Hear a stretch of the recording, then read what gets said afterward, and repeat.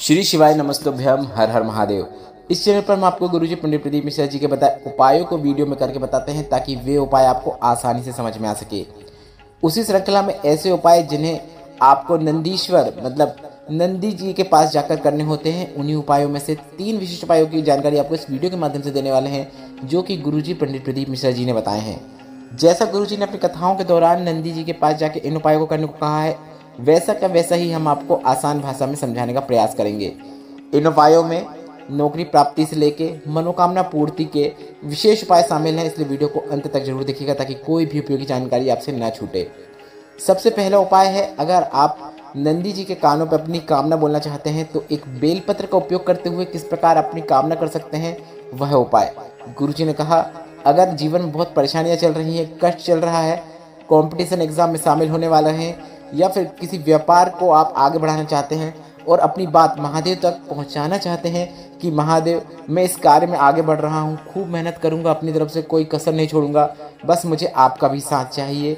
तो इस प्रकार से कामना करना चाहते हैं तो आपको एक बेलपत्र लेना है और एक बेलपत्र को आपको बीच वाली पत्ती की जो डंडी होती है उस डंडी को पकड़ना है। अब कौन सी उंगली का उपयोग करते हुए पकड़ेंगे वह भी गुरुजी ने बताया है।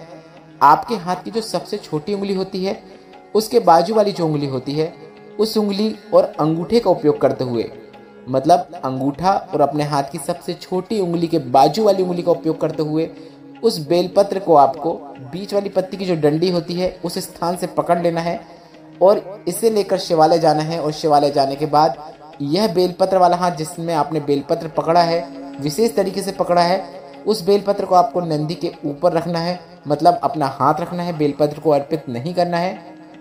अपने हाथ में बेलपत्र को पकड़े पकड़े ही आपको वह हाथ नंदी के ऊपर रखना है और नंदी के कान में आपको श्री शिवाय नमस्तुभ्यम या फिर नमः शिवाय या फिर ओम नमः शिवाय बोलते हुए अपनी कामना, अपनी बात बोल देना है जो आप भोलेनाथ तक पहुंचाना चाहते हैं। गुरुजी का बताया यह उपाय आप कभी भी किसी भी दिन कर सकते हैं।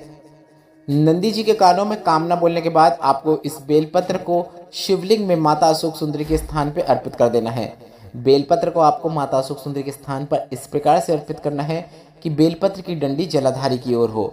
इसके बाद आप अपने घर आ जाएं, बस इतना ही करना होता है। गुरुजी ने कहा, आपकी वह बात माता पार्वती भोलेनाथ तक अवश्य पहुंचा देती हैं और आपकी कामना शीघ्र अतिशीघ्र पूरी हो जाती है। अब बढ़ते हैं दूसरे विशेष उपाय की ओर। गुरुजी पंडित प्रदीप मिश्रा जी ने अपनी मनोकामना भोलेनाथ तक पहुंचाने के लिए एक विशेष तरीका बताया है। गुरुजी ने कहा है, अगर आप बेलपत्र को नंदी जी के ऊपर अर्पित करना चाहते हैं तो उसका एक विशेष तरीका होता है। बेलपत्र को आपको नंदी जी के ऊपर इस प्रकार अर्पित करना चाहिए कि बेलपत्र की जो डंडी होती है वह शिवलिंग की ओर होना चाहिए और बेलपत्र सीधी अर्पित करना है, मतलब आप शिवलिंग के ऊपर जो बेलपत्र अर्पित करते हैं वह आप उल्टी अर्पित करते हैं, चिकना भाग शिवलिंग की ओर रहता है। इस प्रकार से आप बेलपत्र को अर्पित करते हैं। पर नंदी जी के ऊपर आपको बेलपत्र अर्पित करना है तो आप ऊपर इस प्रकार से अर्पित करें कि चिकना भाग ऊपर की ओर हो। आप वीडियो के माध्यम से भी देखकर समझ सकते हैं कि किस प्रकार से आपको बेलपत्र अर्पित करना है। यह तरीका गुरुजी पंडित प्रदीप मिश्रा जी ने अपनी पिछली कथाओं में बताया था कि अगर आप बेलपत्र को नंदी के ऊपर अर्पित करना चाहते हैं तो किस प्रकार से अर्पित करें। बेलपत्र अर्पित करते समय श्री शिवाय नमस्तुभ्यम नमः शिवाय या फिर ओम नमः शिवाय बोलते हुए आप अपनी कामना कर सकते हैं। वह कामना भोलेनाथ शीघ्र पूरी कर देते हैं। अब बढ़ते हैं तीसरे और अंतिम विशेष उपाय की ओर। गुरुजी ने कहा, जब भी आप शिवालय जाते हैं, शिवलिंग के दर्शन करने जाते हैं या फिर जल चढ़ाने जाते हैं तो जल चढ़ाने से पहले आपको नंदी जी के पास बैठकर भोलेनाथ के दर्शन करना चाहिए। इसके बाद आपको जल चढ़ाना चाहिए और जल चढ़ाने के बाद वापस आकर नंदी के पास बैठकर आपको भोलेनाथ के दर्शन करना चाहिए और अपने दिल की बात मन ही मन भोलेनाथ से कह देना चाहिए। आपकी वह बात जो आप कह रहे हैं उसमें नंदी का भी बल विद्यमान हो जाता है और आपकी वह बात भोलेनाथ अवश्य सुनते हैं। यह सभी उपाय आप कभी भी किसी भी दिन कर सकते हैं, कल भी कर सकते हैं या फिर आपको जब लगे तब कर सकते हैं। वीडियो उपयोगी लगा हो तो वीडियो को लाइक करके कमेंट बॉक्स में हर हर महादेव जरूर टाइप कीजिएगा। श्री शिवाय नमस्तुभ्यम, हर हर महादेव।